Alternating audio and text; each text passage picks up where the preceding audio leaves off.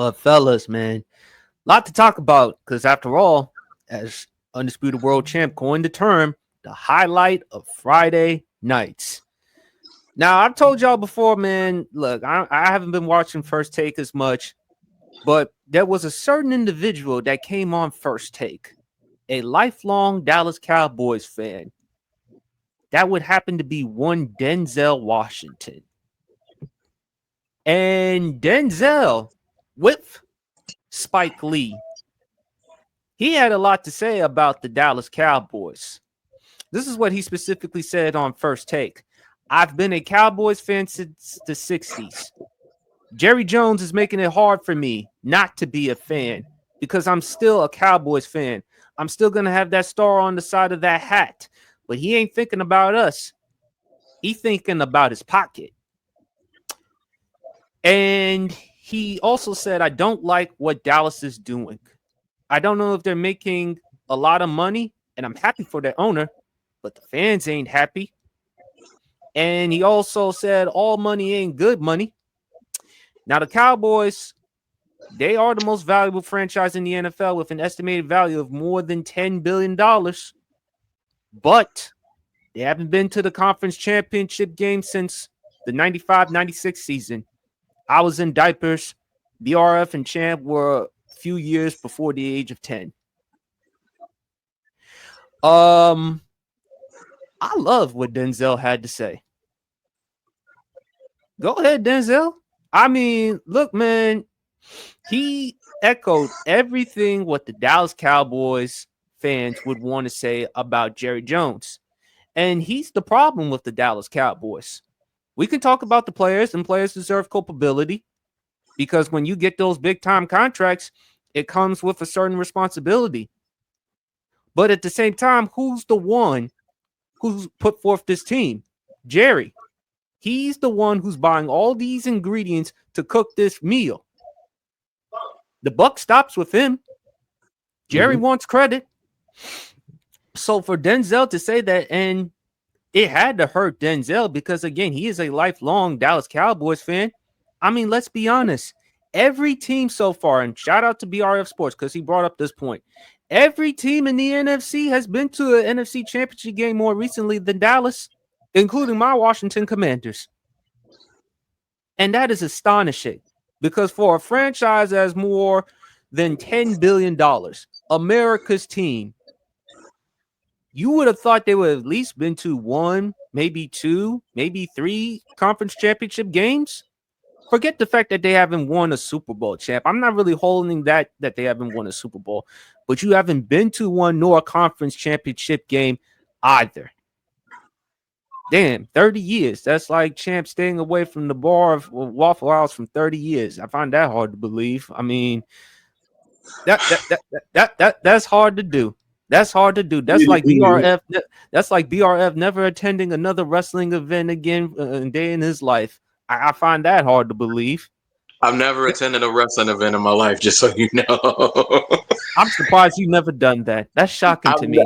I've never been to one. I've never been to one. Not even a house show? I've never been to I've never been to a televised event. I've never been to a house show. I have never been to one. Oh, we got to change that in a hurry, bro. When the minute you comes back to Georgia, I'm coming to get you. Like the minute something comes back to Georgia, I'm coming to get you. You gotta go to a wrestling event, my brother. You got to trust me. You know, because the crazy part about it is when I took that vacation to Florida, they had the big Atlanta weekend, Great American Bash Evolution. I was on vacation in Florida, which don't get me wrong, I don't mind, but it was like, nah. But back to the subject at hand, you got to go stop at a you got to stop at a wrestling event, BRF. But Jerry, man, what Denzel said is the truth. Dallas Cowboys ain't going anywhere. They still have not signed Michael Parsons to this day. Now you're hearing reports about him possibly being traded to the Packers. Jerry.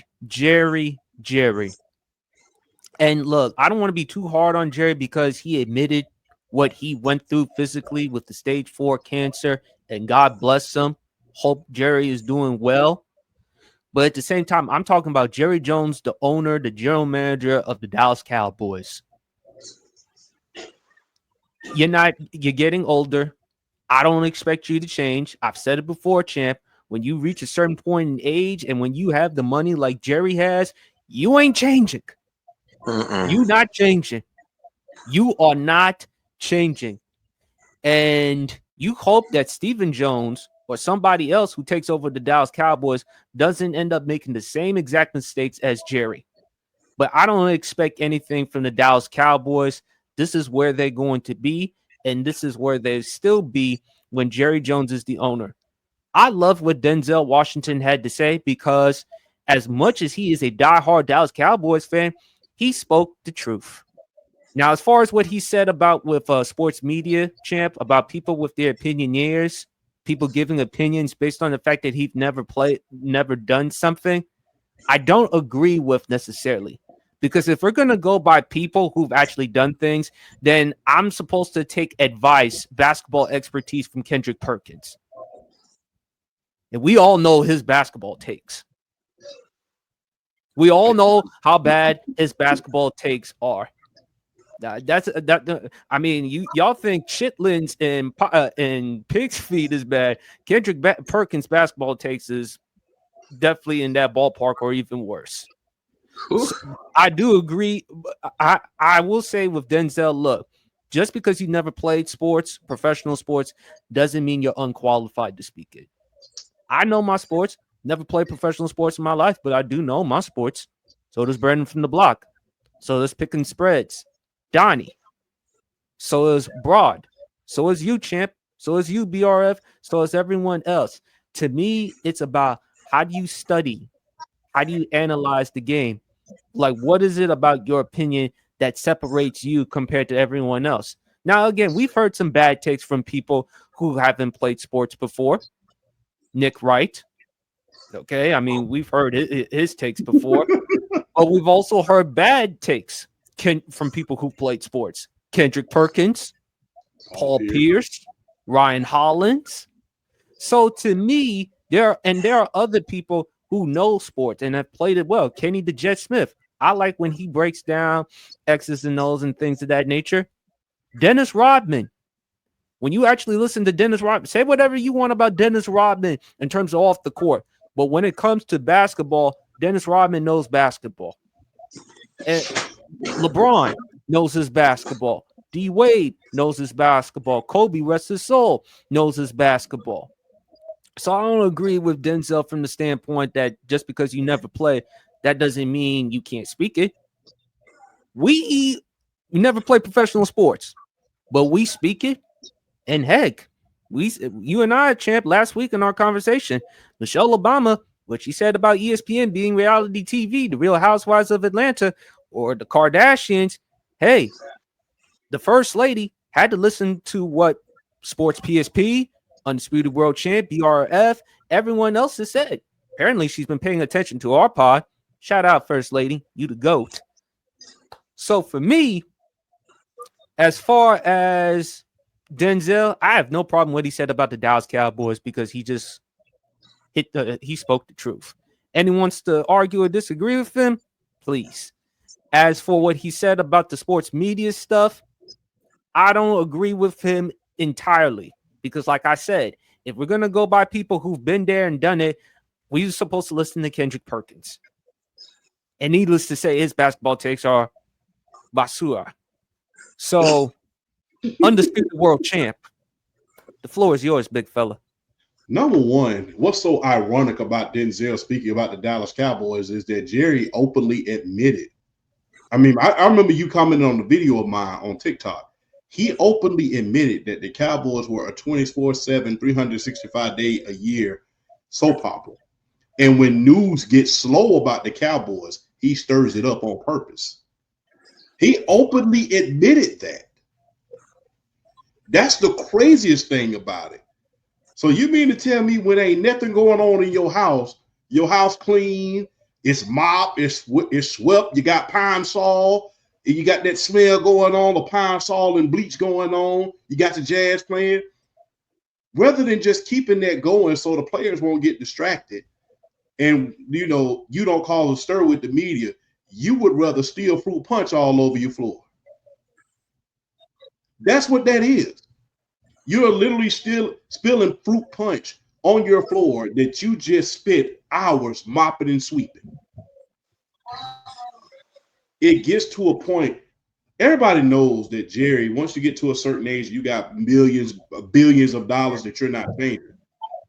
But the thing is, what brings the Yankees, the Lakers, the Raiders, the University of Miami, Boston, what brings those glam teams the attention? What brought them the attention in the first place was winning. That's what brought them the attention. That's what brought the Cowboys the attention. Winning 2 Super Bowls in the 70s, winning three in the 90s. Even after Roger Staubach retired, going to 3 straight NFC championships with Danny White. That's what got you the notoriety that you have today, is because of winning. And I'm sorry to say, you kind of lose your luster and drama when you start losing, or when you're not up to par with the standard. The standard for the Dallas Cowboys, especially with me growing up, my mother's a Cowboys fan. And my father's a San Francisco 49ers fan. I'm the only Falcons fan in my house. So hearing them talk every year to each other earlier in the 90s about Super Bowls, the standard for the 49ers and the Cowboys was always Super Bowls. When did it turn from being Super Bowl caliber team, the standard of the league, to being a circus? Oh, I'll pinpoint when it started, when he fired Jimmy Johnson because his ego was too big. That's when it started. I remember not too long ago, Jerry Jones said, I will spend any amount of money in order for me to win a Super Bowl. The check will be super large. The check will be super large. Okay, do you really think that you're helping this team by starting stuff? Do you really think you are helping this team by keeping them in the news for all the wrong reason? Do you really think that you're helping this team by not signing your best defensive player to a long-term deal? Do you think you're helping it by keeping them in drama? No, you're not. Denzel was right on the money with everything that he said. And the thing is, we talked about this last week.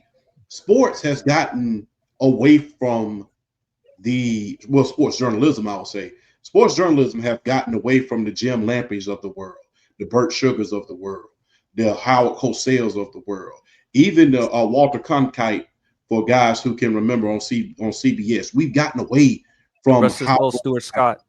Yes, rest his soul, Stuart Scott. John Clayton, God rest his soul. Charlie Steiner. Chris Mortensen. Yes, Chris Mortensen. God rest his soul. They've gotten away from how pure journalism was to the drama of it. The drama. The thing is, you don't have to put drama in sports. Drama will produce itself. Sports is kind of like gangster rap. You don't have to put drama in there. It's going to produce it by itself. You don't have to. Because the thing is, if Dallas goes 1-3, the drama of the sports is going to be, is it time for Jerry to retire?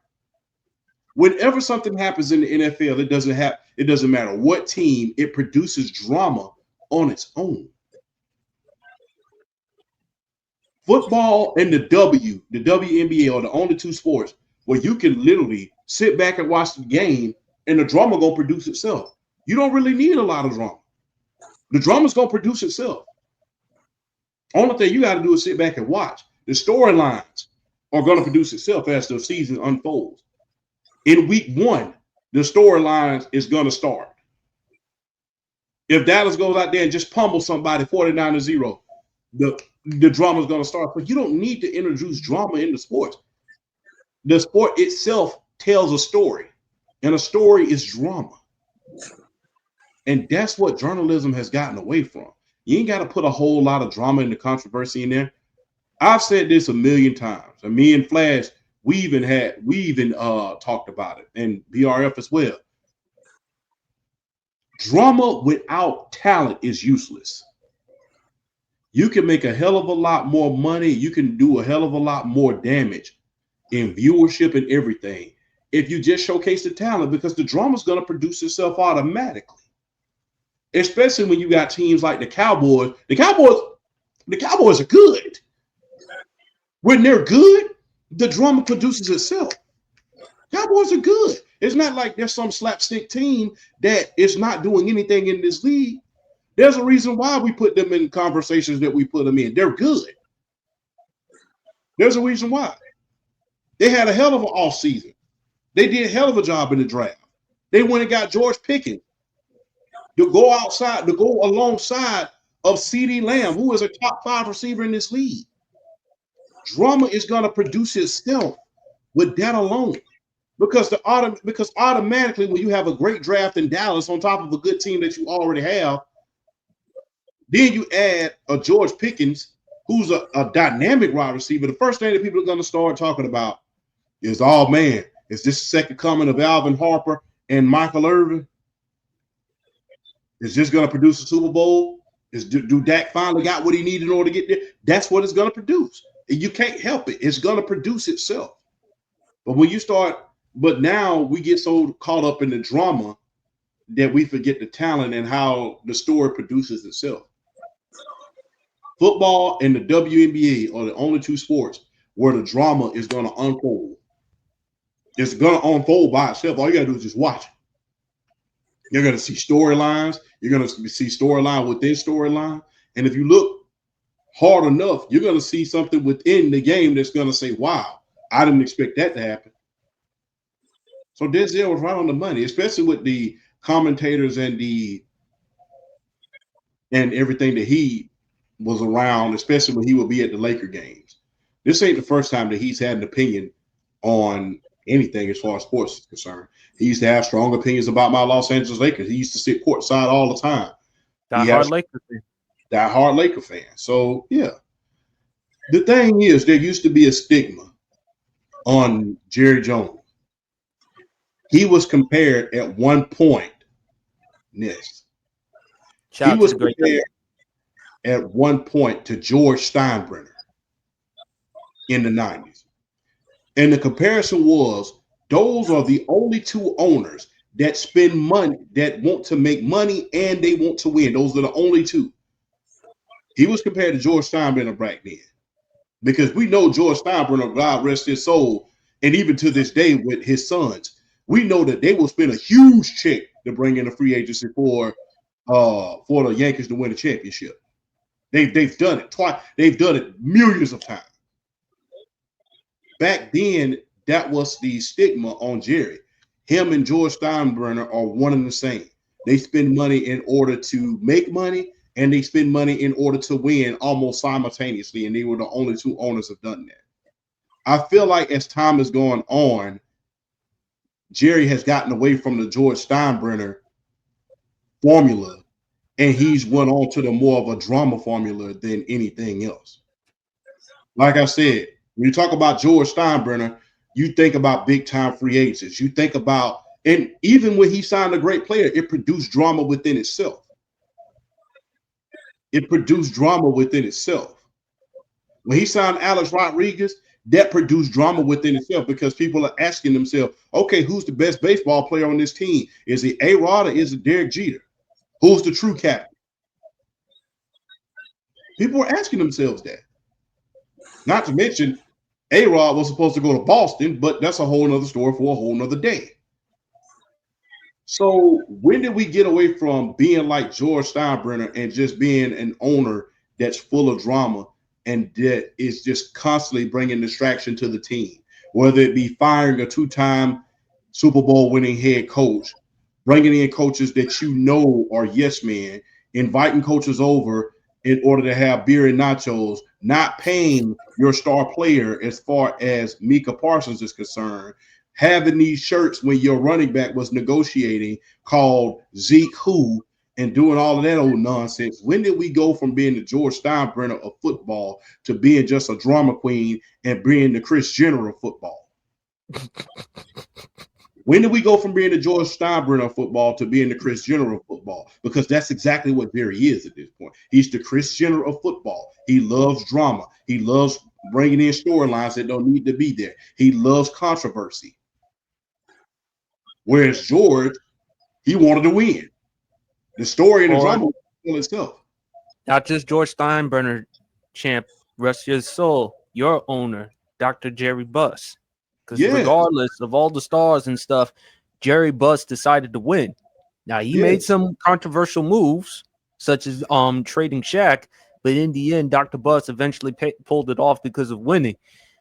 But, champ, to your point, Jerry don't care about that now.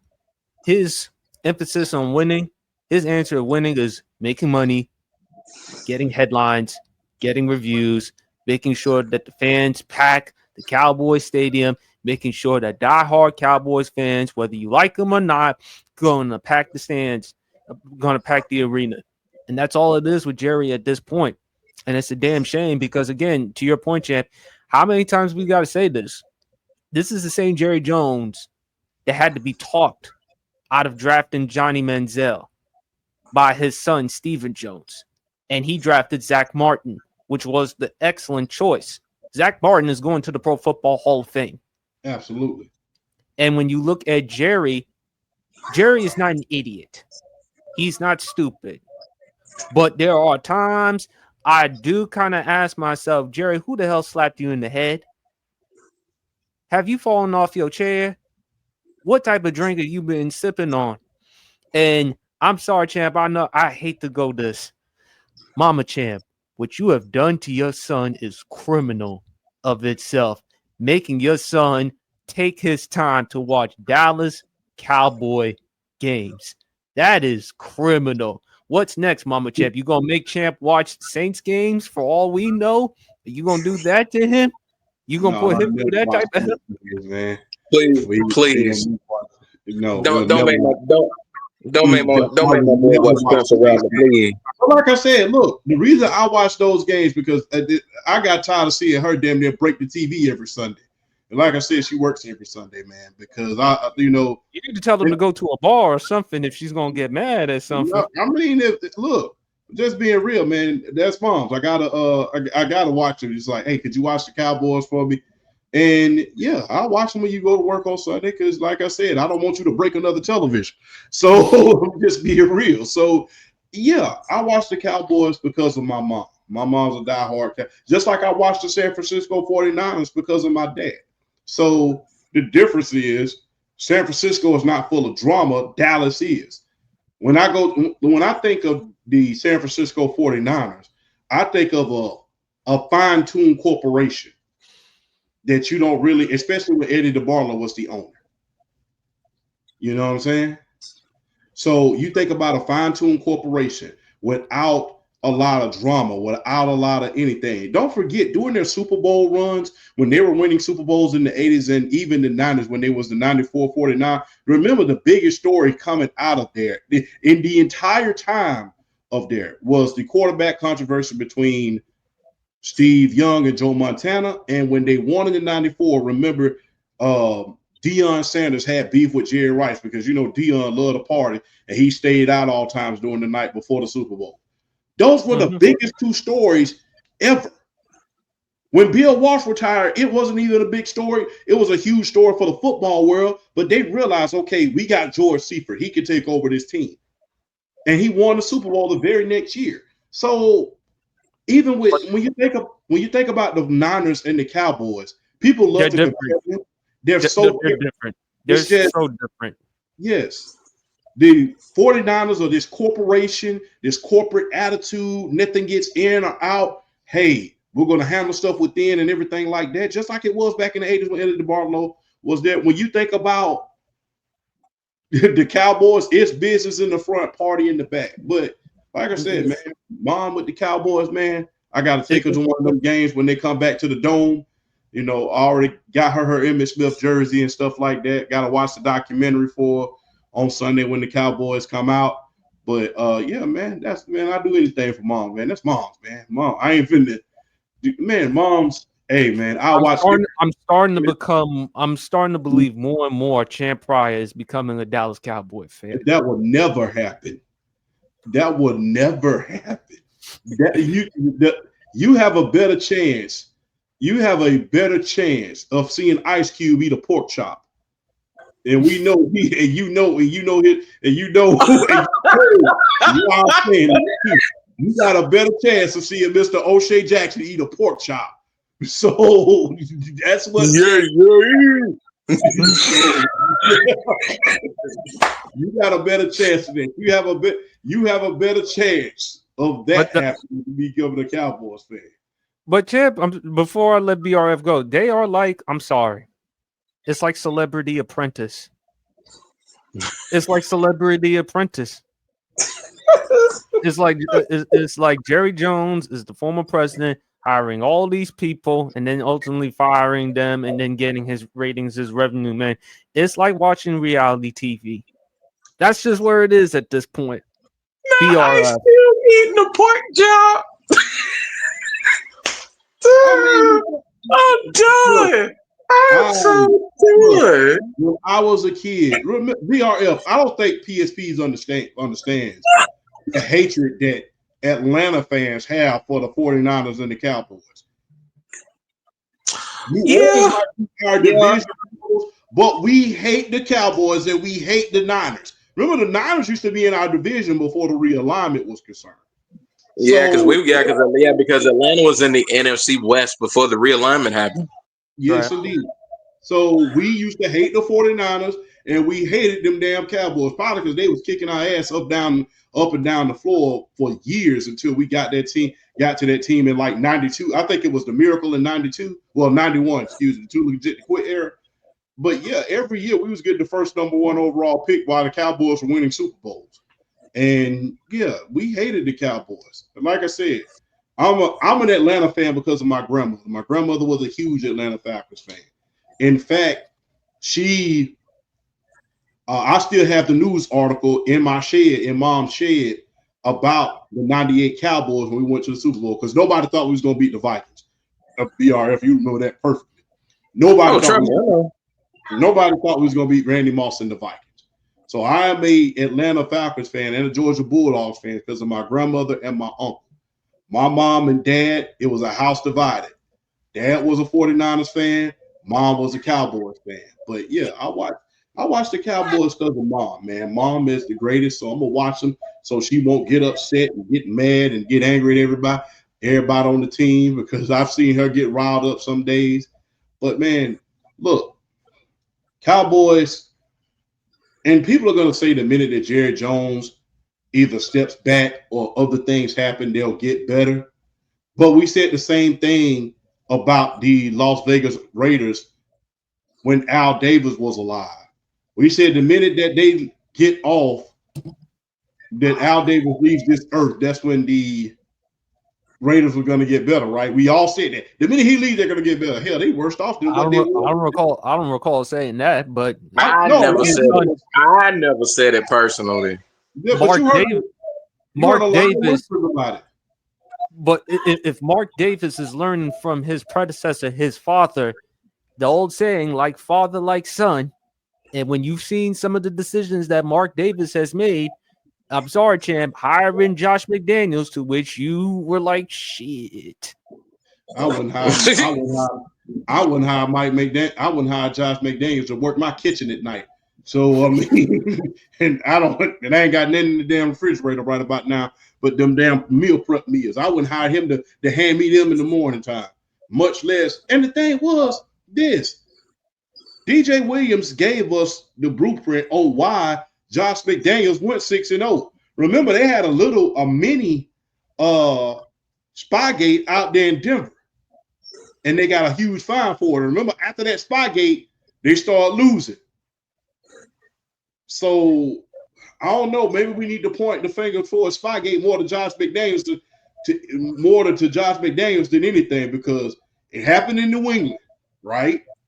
And then he went to Denver and did a mini Spygate. They got fined and found out for that. So where there's smoke, there's fire. You could talk about Tom Brady. We really need to be focusing on Josh McDaniels, which hey, read it to that what you will. Hey, man, a lot of conspiracy theories in this world come to find out they true. Well, you've always said everybody ain't lying. You have said that. BRF. Oh boy, how to follow that? I definitely do respect what Denzel Washington said, because I mean, I think a lot of times as fans of our respective teams, a lot of times we get blinded by fandom, we get blinded by loyalty. But sometimes, if you're a true fan of the team, you got to speak truth and you got to be real with it, and you got to let them know, like, you're not doing this correctly, you're not doing this correctly, you need to do this, you need to do that. And I've always tried to be like that as an Atlanta sports fan, regardless of who it is. Like, I'm not one of those fans just blinded by, like, regional loyalty. Like, I've been a big critic. Like if I could just talk about the Hawks for a little bit, I've been a big critic. As far as like the Hawks and their front office and their spending, and getting or not getting talent around Trae Young. And this year it appears that they finally done it for once, because they finally built a team correctly around him. The Falcons, y'all need a pass rush. You need a pass rush. You need a pass rush. You need a pass rush. They go out and draft Jalen Walker and James Pierce Jr. in the first round. People are criticizing James Pierce Jr. James Pierce Jr. looks to be every bit what we told you he was going to be so far. And now looking at the Dallas Cowboys, it's just, you said this on numerous occasions, PSP, and I can't agree with you anymore. The worst thing that could have happened for the Dallas Cowboys franchise was Jerry Jones firing Jimmy Johnson, hiring Barry Switzer, and winning Super Bowl 30. That was like the worst thing that could have happened, because that ego went into sicko mode. Because right then and there, it's like, as long as I got the players, it don't matter who my coach is. As long as I got the talent, though, I'm gonna get it done. But then after the next season, it kind of hit like, oh yeah, these are Jimmy Johnson's players, aren't they? Yeah. He won with Jimmy Johnson. He won with Jimmy Johnson's players, and now you kind of got that. You got that honeymoon phase out the way, because they were focused. And like, real quick before I keep going, have you ever, in the history of the National Football League, seen a bigger pendulum swing as far as one player changing teams? Like Deion Sanders leaving Atlanta, going to San Francisco, winning the Super Bowl with them. Leaves San Francisco, goes to Dallas, wins the Super Bowl with them. Have you ever seen that? I don't think we've had a player like that cause that type of pendulum swing since Deion Sanders winning the Super Bowl back-to-back years with the 49ers and the Cowboys. I don't think we've seen it. But Jerry, like, I think the reason, and another thing, like a reason, why a lot of these like glamour teams, they put themselves back in the spotlight and they win, because ultimately it's down to who you have in the right positions, who knows how to make decisions that can better affect their franchise in order to win. As far as putting that's my niece, bless her soul. But anyways, it's just a matter of having guys in the right positions that can make these decisions, that can get them in the right position to win. And that's something that Jerry Jones is like, some years you think he's got it, and some years he definitely doesn't show it. And right now he's not showing it at all. And even though I get sick of talking about the Dallas Cowboys, it's kind of a shame to that franchise, because I feel like when the Dallas Cowboys are winning football games and they're in contention, the league is better. I mean, we could talk about it. We could talk about them all we want, but at the end of the day, they're in that tier of franchise in sports. You know, the Boston Celtics of the world, the LA Lakers of the world, the New York Yankees of the world. When they're winning, the sport is better.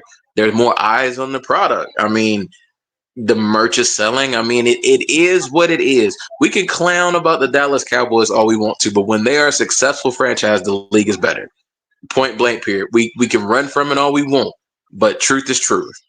But with that being said, I don't have a problem at all with what Denzel Washington said because I mean it's the truth.